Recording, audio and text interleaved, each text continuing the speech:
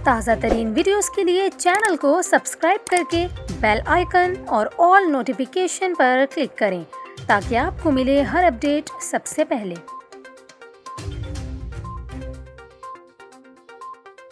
एक तरफ सर्दियों की आमद है, वहीं ये खबर सामने आई है कि मौसम सरमा में गैस के बहरान का खदशा है।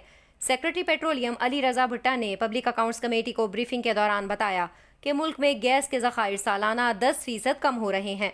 चेयरमैन नूर आलम खान की ज़ेर सदारत पब्लिक अकाउंट्स कमेटी के इजलास में सेक्रेटरी पेट्रोलियम का कहना था कि मुल्क में सर्दियों में गैस के बहरान का खदशा है।